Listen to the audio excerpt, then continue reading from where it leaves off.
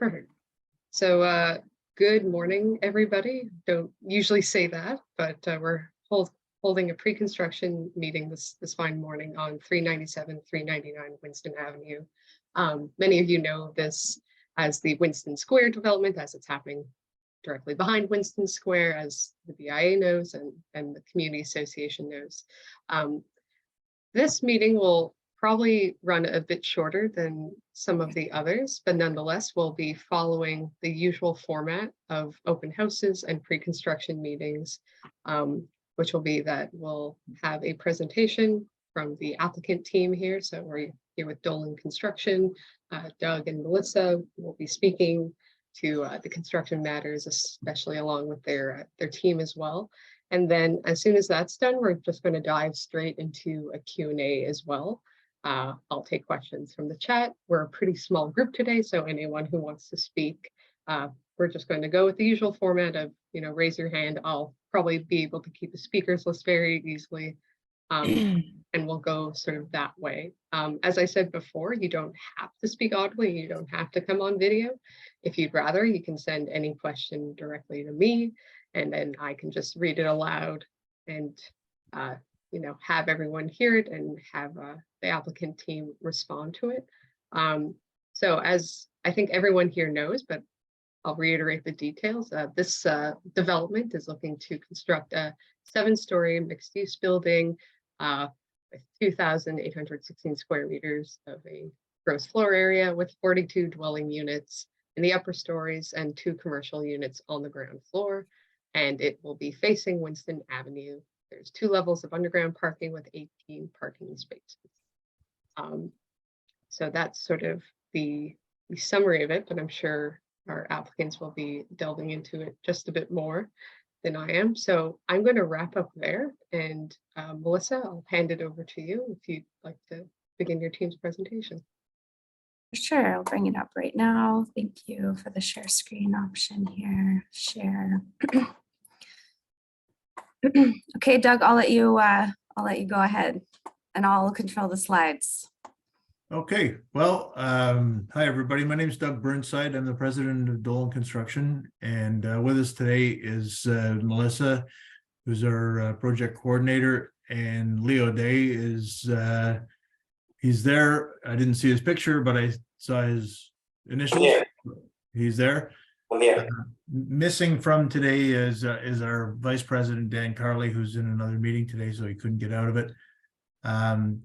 And we have Jimmy Wang, who's the CEO of Constant Homes, who is our client and the developer of this building. And we have been some 2 years getting through the city processes and getting the approvals and whatnot. We're very excited. We're finally here. We're going to commence with our site servicing next week with a view to moving on to excavation later in the month and early in January. So I'll touch on the schedule as we get there. If you can move to design, then So what we have here, we are essentially a lot line to lot line building here. We are right to the lot line on Winston elevation. We are right to the lot line on the southern side, where you see we abut the lower, the 2-story building, which is the Legion building, to the right-hand side of the screen. And to the left-hand side of the screen, we have our neighbor who we've come to know over these years, and we're a lot line to him. On the rear side, do we have a rear elevation, Melissa? I just have these 2 for now. Okay. So on the rear elevation, we are stepped back 2.5 meters from the rear lot line at grade. So so there's from the back of the building to the lot line going in the east direction, there's 2.5 meters there. But in effect, we are actually building to the lot line, because underground our parking goes right to the lot line and takes up all that room below. There's a little roofing area right at grade, right at the ground level at the back. covering that, which provides a little bit of a patio access for the commercial tenants. As we look at the front elevation that Melissa has up here, we have basically our main entrance doors that lead to the units that are all on the second floor and upwards, and that lead to our two commercial occupancies, which are both small in size, both in the nature of 1,500 square feet apiece. They will not be restaurants. Our parking count does not meet the requirement for what would be restaurants that go there. These would be more professional style offices or dental clinics, medical clinics, things like that. There is nobody that's spoken up for these that I'm aware of yet. Maybe Jimmy, let me know if somebody is speaking to you about them. But to my knowledge, there isn't any. And on the left-hand side, you see the overhead door, which goes down from there 2 stories of underground parking for a total of 23 parking spots that we have, including electrical vehicle charging stations. It is a one-way route down there, so we're going to have signalization that green light for somebody to go down, and whoever's waiting down below will have a red light to come up. As far as a split as for public parking versus tenant parking, I don't know how that's being handled, and if Jimmy knows, maybe we can revisit that one. I don't know the status of or the usage of the parking, just that we're supposed to build it. So and then, as you can see, what the building does is it steps back at the second floor, and then again at the third floor, providing balcony accesses to these for these units. And then, so it's in keeping with the streetscape that it aligns with it at the lower levels and steps back to give some breathing room and some for viewing space for other buildings going by. So we're not taking up the whole footprint all the way up. We're stepping the building in as we go up. The building is clad primarily on the front and rear with masonry and a little bit of accent material. I'm sure you've seen it, but it's concrete board cladding, and there is the use of that on the front elevation and the rear elevation to a small extent, and to a much larger extent on the north and south walls, where we're essentially blank. We've got a little what would you call it, a little cove on the north hand side that allowed us to put some windows into that space there. You can just see them on the left hand side over the house. And we don't have a landscape plan or an civil engineering plan, but what we plan to do is, if you're familiar with the Winston Square market area, it's got benches. You can just see it on the right hand side next to the Legion building with all the steel frames.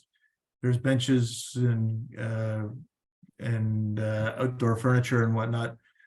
Our proposal here is to extend that on an angular basis going to our front entrance, so that there's a little bit more continuity with the commercial side of things and the walkability aspect of this neighborhood. And we're still working with Hydro, who's figuring out how to bring the power in and what they might end up doing to Winston Park, which we know is really held dear to the residents and the BIA and everybody involved. So we still await that information. I wish I could inform you more. but that's where we're going as quickly as they allow. So that's still to come. But to the best of my knowledge, we are providing that extension to the Winston Square area done in concrete rather than asphalt, a little more conducive to more seating, more shelter, more, a bigger park, basically. On the roof, there's a small roof terrace, barbecues and such. It consists of about 1,500 square feet in total. It's accessible only by stair and elevator from the interior of the building. And it's for exclusive use of the tenants and their booking of it, etc.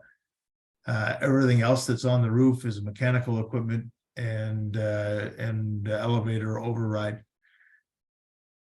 I think that encapsulates it. I'm certainly open to explain more if I've left anything out or if I was unclear with anything. Are there any more slides, Melissa, that you want? Okay, well, we'll speak about our schedule here. This is in very broad strokes. We have a much bigger, more boring schedule that we could share with you, but these are what really needs to know, what we need to know. Each square representing a month. So our site servicing and excavation, that they don't, sorry, Melissa, they don't represent a month, do they? No, just more for visual, just a visual timeline here. Okay, so if you were to group the first two items, site servicing and excavation, into one, roundly speaking, we're 4 months plus less the Christmas break. That is a excavation. We're primarily in limestone bedrock, and so we'll be drilling a series of piles around the periphery, shoring it so that the soils that are above the rock are held back from the excavation. And once that excavation is completed, the little bit of soil that's over the rock, we go straight down on the lot line into the rock for 2 stories. So roundly speaking, 21 feet below the level of the soils, which is about 1.2 meters. And when we get to the bottom, we have to sub-excavate again in order to put a base in for our crane that will be on site for, well, quite a long time, unfortunately. It'll be upwards of a year that it will be on site. And primarily, so at that stage, we move into our concrete formwork and we start going vertical. It'll be several months before you start seeing structure above grade, because the below grade, the parking work is slow and meticulous, and we have our difficulties with how restricted we are for room.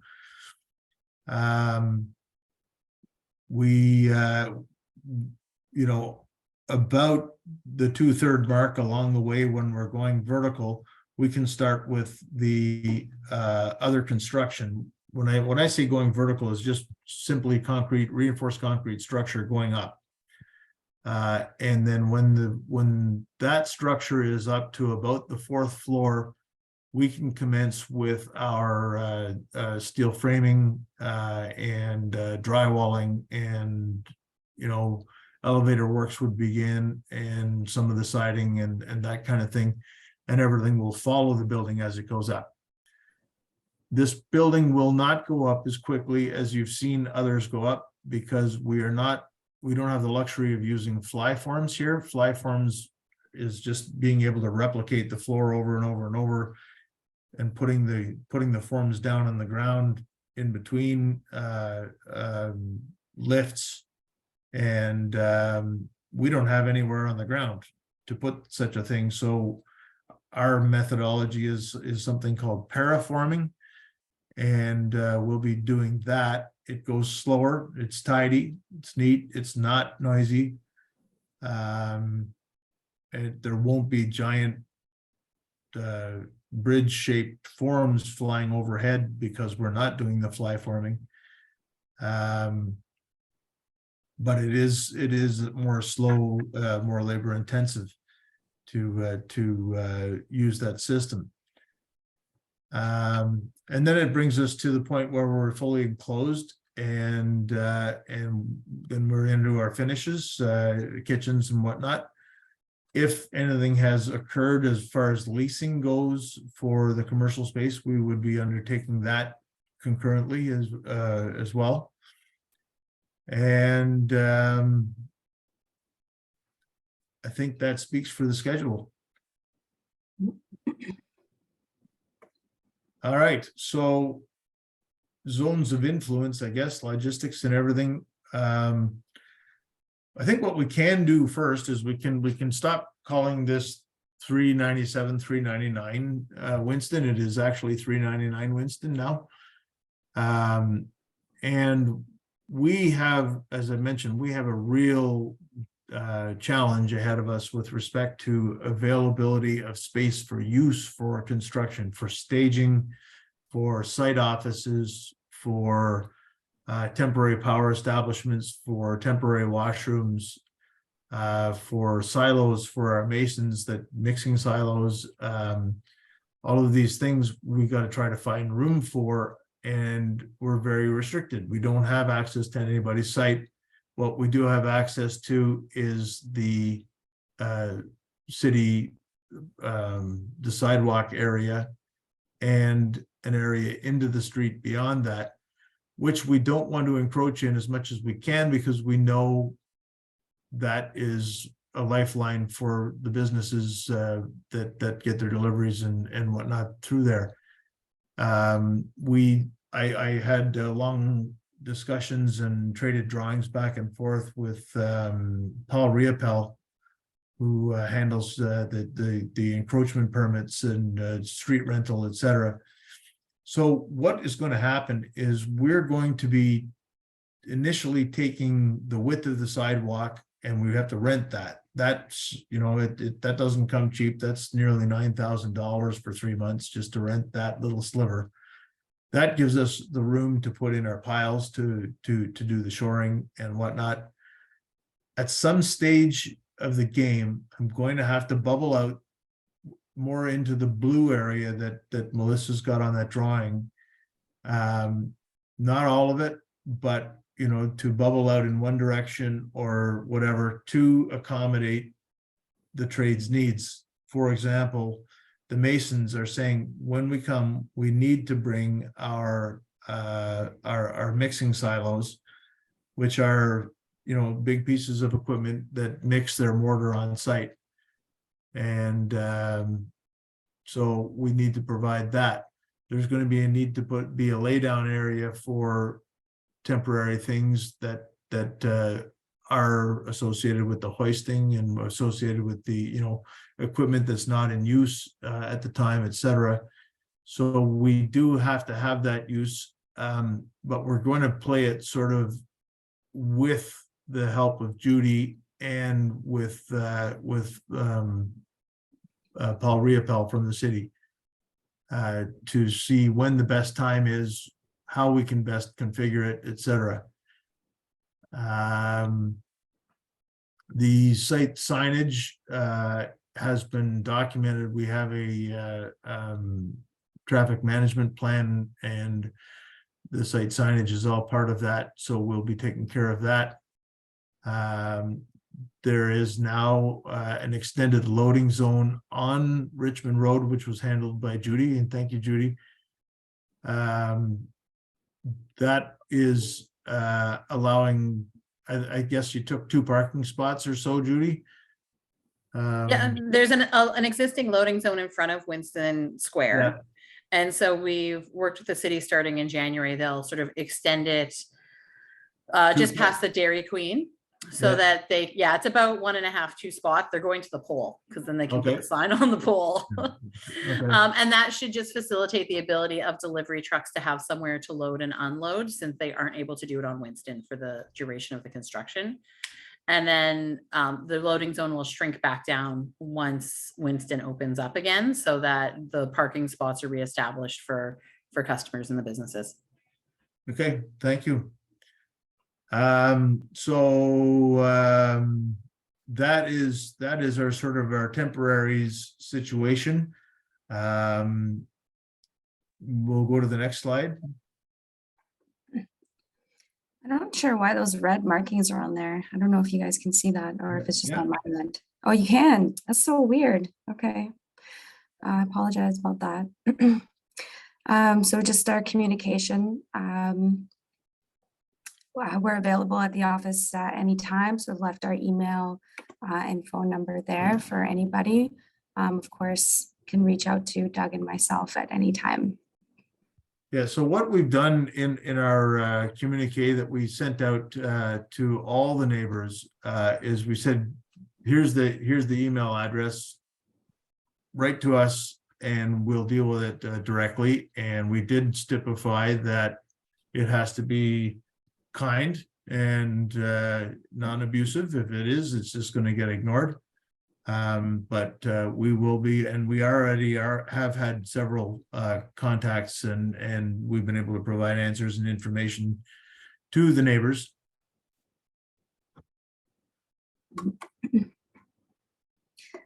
And Are then on our list that are our contact list, that are people who have expressed interest in the project and wanting to follow.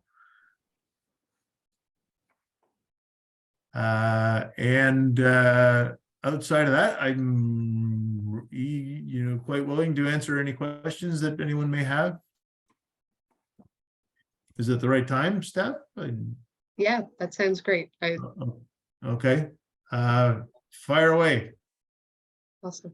All right. So just to reiterate, I think everyone's got it already, but we'll proceed with, raised hand, and we'll go in order that we see the hands. So Erica, then Judy, if you'd like to go. Hi, I'm at 396 Winston, so I'm right in the thick of it. So I have two questions. One is the hours of operation. I'm particularly concerned about the excavation portion because I've been treated to that in the past in my working space, and it's loud. And so yeah, I was wondering about your planned hours of work. I also wanted to just confirm that there wouldn't be explosive blasting. I had asked the gentleman who stopped by and he said that was his understanding. But then on the other hand, that company's called Explotech. So, I was just wanted to confirm. And I guess thirdly, I think especially if there's a presumption that the access to the businesses is ending and knowing what an active zone that is, just wondering if there were provisions for alternative places to park because I'm dead next to it. And also just as a final point before I cede the floor, just so everyone tries to turn around in that area, like everyone, because I don't think it's well labeled as a dead end zone. So there might just need to be some additional signage. I mean, hopefully people get the signal with the construction signs, but it's an incredibly actively used zone in terms of the neighborhood right now. Thank you. Okay, thanks, Erica. I'll answer just the easy parts, and then I'm going to turn it over to Connor Wallace, who's heading up the team from Ackman, who are our excavators, so they can tell you the specifics of what they plan. I thank you for your idea of labeling that, no through access or something like that kind of signage. So that they don't come down and try to turn around there. Melissa, would you make a note of that we could do that? Done. Thank you. You know, it won't be dead, Erica, as far as access goes. We do have to maintain the Legion's garbage enclosure access, whatever we do. And also the deliveries to the piggy market and to the barley mow and the other smaller commercial areas along Winston that are accessed from the rear would still be able to do it. They just won't be able to turn down the alley. So that would still be ongoing. And they have the benefit of the loading zone up front. And when people become a little bit more aware that that's available to them, then we would expect a little bit of pressure to be let off what's going on in the construction area. So have I answered that part of it well enough, Erica? A little bit. I mean, it does almost guarantee that every single commercial vehicle will park exactly in front of my driveway then, because they couldn't possibly go anywhere else. I mean, it's already something I deal with multiple times a day, but yeah, I think alternative parking will probably become really needed. Again, it kind of goes to the hours of operation thing, and maybe I could plan something else, but I like absolutely and certainly every single truck will park right in front of my driveway, right in front of my house. Because even just garbage comes like 4 times a week. Anyway, maybe I can take that offline, but that definitely helps paint a picture. Thank you. Okay, so to speak to hours of operation and the nature of the excavation, I'm going to turn it over to Connor. Are you there, Connor? Yep, I'm here. Okay, Can you speak to the balance of what Erica was raising? Yep, no problem. I'm here with my colleague Rebecca as well. And just to start off with the typical hours of operation, we like follow all local bylaws. So typically we'll start actually moving our machines, making our brunt of our noise at 7 a.m. And then that would go till as late as like, depends on the region, but I think it'd be 5 or 6 p.m. And then from there, with respect to parking, like we have to continually, during our site services and our excavation, we have to continually leave at least one lane open.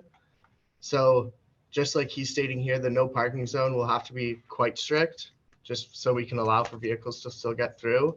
But otherwise, there still will be one lane of traffic going one of the directions at all times. And to hit on the blasting, there is no blasting. Explotech does all vibration monitoring, whether it's blasting, hole ram, rock removal. I do understand where the name is kind of scary, but there is no blasting scheduled for this project. Yep. Is there anything else that you'd like to hit on? Is that good, Erica? Yep, thank you. Okay. Thank you. Thank you, Connor and Rebecca. That's good. Yeah, Next question. Yeah, awesome. Thanks, Doug and Connor and Rebecca. Judy, if you'd like to go. For sure. And I will just say, Erica, we can chat afterwards, but we are trying to work with our commercial tenants and our commercial landlords for them to use the loading zone and then deliver by hand cart to the businesses. There might be some exceptions that they can't, but that's the purpose of the expanded loading zone, so that we know the vehicles won't be able to get down Winston all the time. So that is our hope, and we're trying to schedule as much of that as we can, because we know it's going to be disruptive to everybody. My question, Doug, we sort of didn't touch on a bit, is there's sort of 2 questions. One is where all the construction workers are going to park during the day. I certainly hope it's not on Richmond Road. That's always our request to everybody. And then secondly, we have some concerns just too about trucks as they're waiting to come to the site for excavation and stuff. There are a lot of commercial and residential driveways on Madison. So just ensuring those aren't blocked and those businesses have full access. We have one commercial business right on Madison. West End Kids faces onto Madison Avenue. It's sort of the back end of the domicile property, and then it's all driveways. So just hearing how you guys are going to manage the traffic on Madison as trucks are coming in and out. I don't imagine it'll be all the time. I expect it's probably just on days you're hauling stuff in and out of site. Yeah, well, Judy, it's gonna be it's gonna be the nature of the beast for a long portion of the project, because we start off with excavation, and that's hauling away, you know, the blasted rock material. And that will constitute a lineup of trucks. We're going to encourage Ackman to not overblow how many they're going to have on site at any one time. But as I've seen for other projects being done on Winston, the holding area for the trucks has been down Madison. And I did note that they weren't blocking driveways. They were doing a good job of staying between them. And that's what I would be asking of Ackman at this stage. But as times move along after Ackman, it's going to be concrete deliveries and all of these things. Concrete deliveries going on for 38 weeks. So we will have one of our staff designated solely to traffic control, delivery control, all of that kind of thing. He's one of our guys that's been with us for, I don't know, 12 years or something, and we're tasking him with something new and exciting for him, and I explained this to him and he's all excited. So that will be going on after Ackman. We're going to leave Ackman to somewhat police themselves, because there's no room for anybody else on the site when they're doing their thing. When after Ackman, then now we've got rebar, concrete forming, concrete delivery, some mechanical work. So we'll have a lot more on hand. To speak to where people are going to park, we're going to encourage carpooling and parking in the back areas.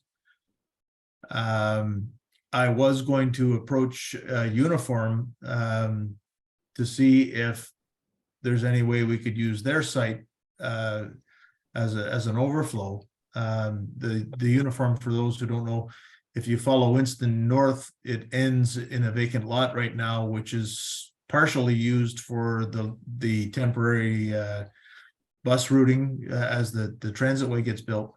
But there's a fair amount of open area that's groomed and would be suitable for car parking. So I do want to explore that with them, and I know the people there. Other than that, you know, we're even challenged to put a site office on the site, and let alone, you know, the vehicles that our own employees drive. We may be using a part of Conson's own building. That's Jimmy Wang's, the development company. Their offices are over on Churchill at, can't recall the name of the street. It's near Madison. It's one street to the north, I think. And that's where their offices are, and they have spare space. So that would be temporary use for our own guys and their parking.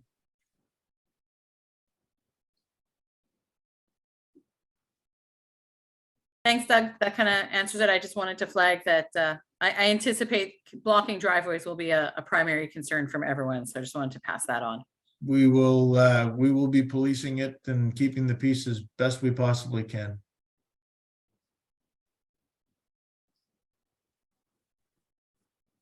Thanks, Judy and Doug. Sue, if you'd like to go next. Thanks, Steph. I'm from the Community Association, and so I just have a few questions. You sure do have a big challenge with a very small space for maneuvering, and no doubt you're going to be having unforeseen challenges.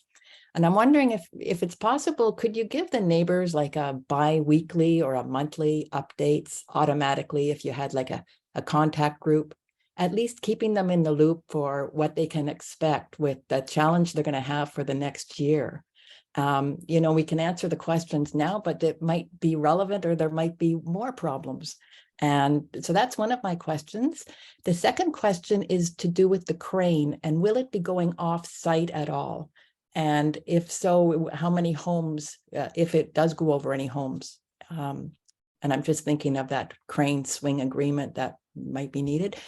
My last question is, when I'm down there, I often see, well, the last few times I've been there, I see a lot of Winston Square might have some old knapsacks around, and it makes me think some people are sleeping there. I think there's been some abuse or addiction issues there. Judy, I know you are probably more familiar with that than I am. And I'm wondering at night, I'm just concerned that maybe about the security with having some people around Winston Square. Are you talking maybe lighting or security extra issues? And Judy, please jump in if I'm wrong on this one, but I guess that area can be a little bit visited by people, and with all this like machinery and issues, I guess I have a concern there. Thanks.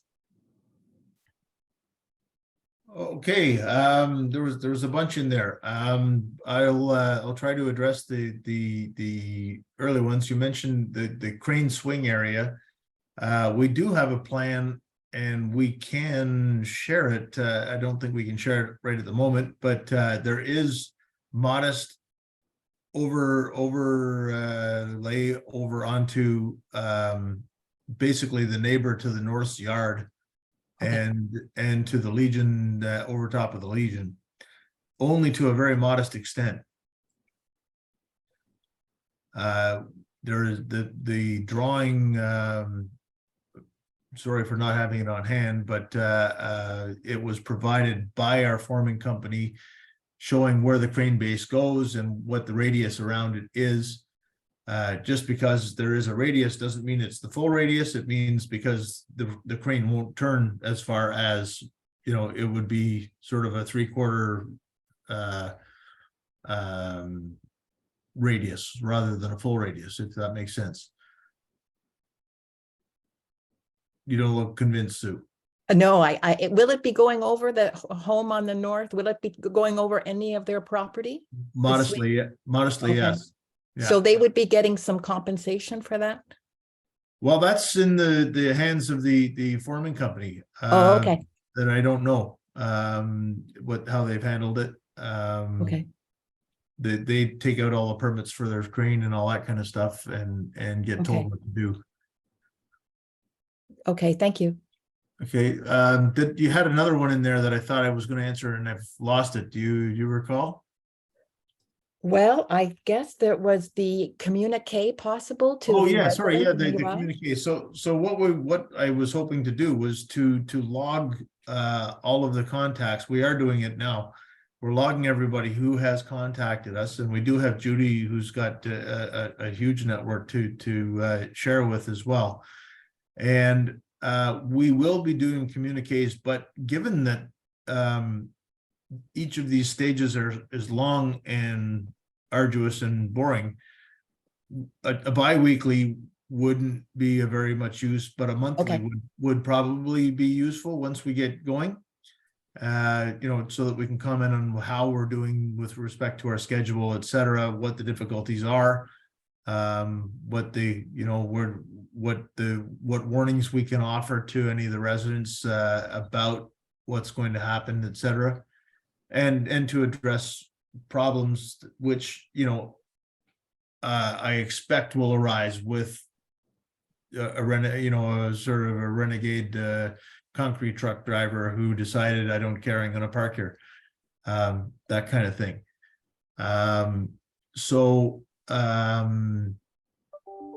Yeah, I think that's the way I had envisioned it being handled, and it's how we've handled things in the past, and it seems to work. And I think this time we are blessed with having Judy there for the extra extension to the not just the neighbors, but the commercial neighbors. Right. Okay. Thank you. Okay. I guess the last point in there, Sue, I'm gonna jump in, sorry, Steph, was about security at the site. And Doug, I don't know if you want to address how you guys plan on securing the construction site. Every site has been different. Some have cameras, some have extra lighting. I don't know what Doug's planning on doing. When issues in Winston Square are brought to the BIA, we actually have a few contacts within social services. So Westboro is in the catchment area for the Carlington Community Health Center. And we have a contact there who we reach out to if we have concerns. You know, every time we see a demolition, there's definitely people who are displaced who have been seeking refuge in vacant buildings. And so we reach out to them to try and work through those issues. I don't want to speak on behalf of the Legion, but I believe they are having some people who are seeking refuge and shelter at night at their rear door, and they're trying to evaluate the best steps forward for both their building and their organization. We have in the last year secured both sides of Winston Square. So the fencing locks on both ends. So the Legion locks their end with a dumpster.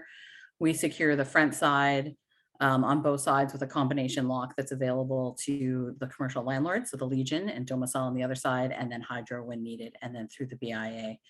But we try and work with our community partners to provide supports to those who are looking for it. We want to be compassionate neighbors, and we want to ensure that everyone has access to safe services as needed.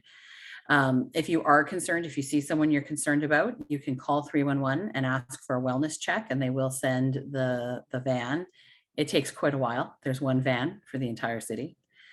And so there's just not a lot of services offered outside the core for neighbors in need in this area. And so we try and advocate for that as much as we can through there. But if you do have specific concerns, Sue, send Tara and I an email in the office, and we can connect with our community partners and let them know that the neighbors have expressed concerns for wellness checks in the area, and we can see who's available to go. Okay, Judy, thanks. Judy, I'll answer the first part of your question with respect to security. Pretty simple. In that what we're using is the conventional construction fencing, as you see the panelized 8-foot lengths, and they will be locked top and bottom, locked in, not locked as far as a lock, but with a mechanism that fits in that ties it together at the top as well as what is already on the bottom. And we need that for the ability to take it apart, put it back together throughout the course of a day. As we get up to grade with construction, we will be self-securing. So we'll be enclosing the building with temporary enclosures, plywood enclosures, and will be lit up, and not to shoot light into any of the neighbors' houses. Erica, we won't do that to you. And it will be lit up. We don't anticipate the need for a security guard. You know, maybe circumstances will arise that we have to look at that, but I'm not anticipating it at this time. And yeah, so I think that's all I have for you.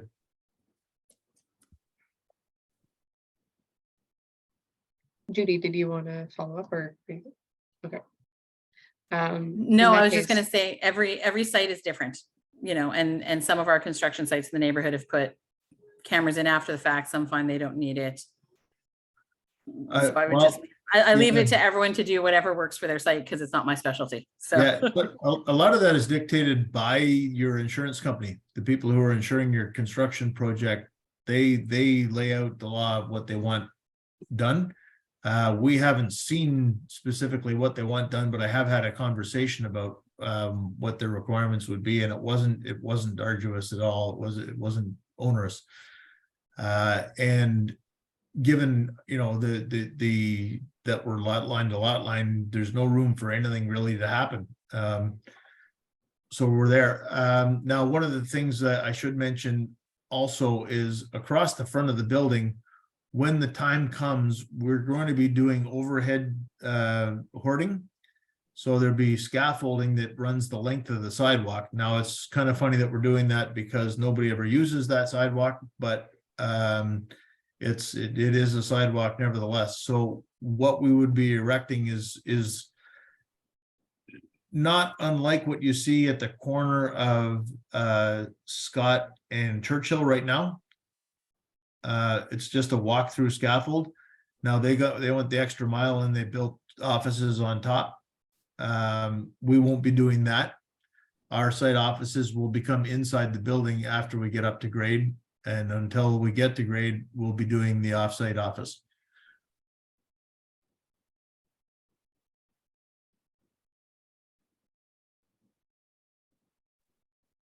All right. I'm hoping I'm stepping in just fine there, Judy and Doug, but I'm not sure. Erica, I'm not sure if your hand's up as a legacy hand or as a new hand, but I'll go next Oh, to you. sorry, that's a legacy hand. Okay. No problem if not. Just was jumping to it. In that case, I'm just going to pop in with some questions that were sent ahead of time to us by a resident who couldn't attend the meeting, but lives in the area. And I think they were interested, Doug and perhaps Ackman Construction can speak to this, about how what kind of sound and dust barriers would be on sort of the perimeter of the site. So a pretty general question, but if you can speak to that at all. I know they were interested in an answer about that. I'm gonna defer to Connor again, if I may.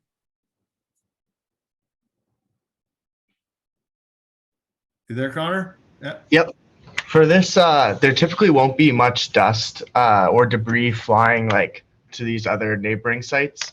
The one like somewhat concerned would be 395. But basically there's nothing in our scope to put any protection on these homes, but we're also not worried about any debris flying towards them either. Of course, like the dust from our triaxles, our dump trucks, there will be some dust, just normal dust from a construction site, but nothing over the typical. And Connor we had a discussion earlier this week or late last week, I can't recall, but we talked about the fact that they will be doing necessary street cleaning as required. The good thing about rock is that it's not that messy. Yeah, exactly. It shouldn't be too much of an issue, but we definitely we'll have laborers there to sweep the road whenever required if there's some debris, but also street sweepers on call to go wherever on Winston or down the road more when required. Thanks, Connor. No problem. So, thanks, Connor. I think the follow-up we got to that in that case was whether there was any stone or brick to cut, just because they were concerned that there might be bigger plumes from that. From the sounds of it, you are not cutting brick or stone. No, that's not true. We have Okay. brick and stone on the front and back of the building. So this is way later on when the building, when the structure is sort of at the 4 to 5 story mark. There will be cutting of brick. These are typically done with water saws. It's a dust control mechanism that it just keeps it to a slurry that comes out of the saw rather than dust. So that would be a requirement that we put before our masons. Their dust control will be their baby.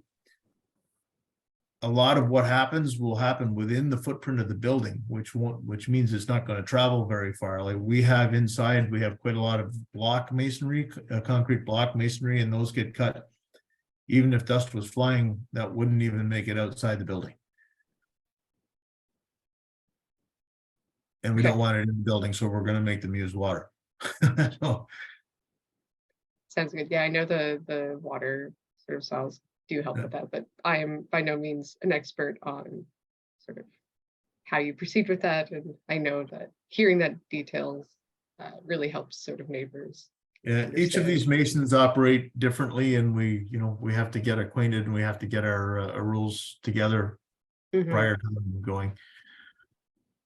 Of course, yeah. But thank you for clarifying that. I'm just looking sort of through some notes we have from some neighbors. I think you've touched on most of what we're doing. Maybe just since it was one question, you're not doing blasting. Can you speak of sort of, are you hoe ramming, or can you speak to the details of the excavating that's happening?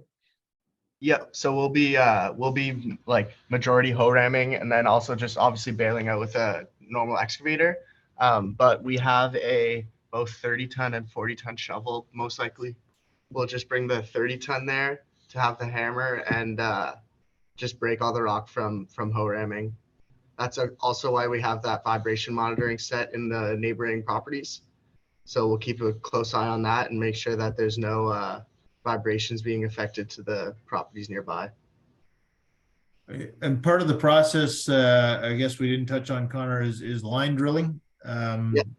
So prior to breaking the rock, Ackman's coming onto the site. We'll do a series of, a matrix of holes drilled into the rock that allow the rock to break much more easy and much more in controlled size pieces. And it minimizes how much hole ramming has to happen, and the drilling is in comparison quite a quiet activity.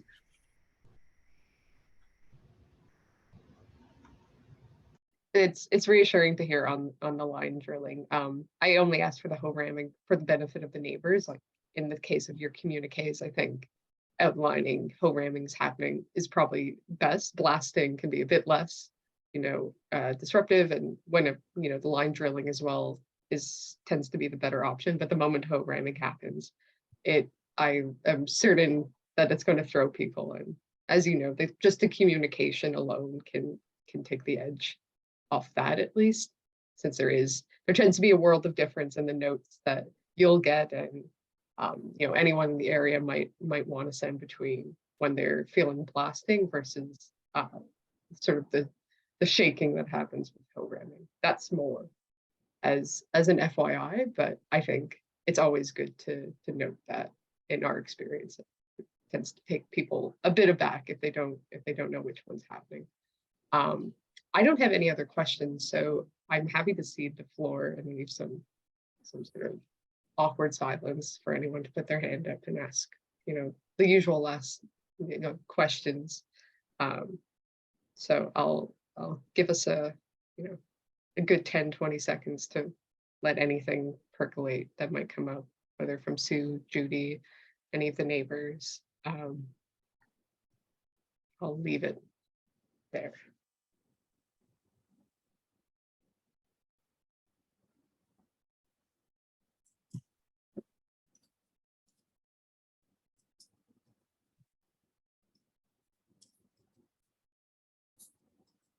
Well, maybe I have one more question. And it's just sort of our little sheet that we took off items on. And I don't know if this has been covered or not, but the heavy machinery, will it be parked there at night too? On site, yes. Okay.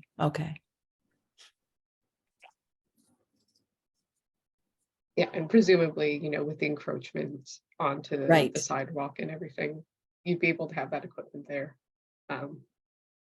But as I think Doug and them had in this drawing too, the encroachment and the no parking area.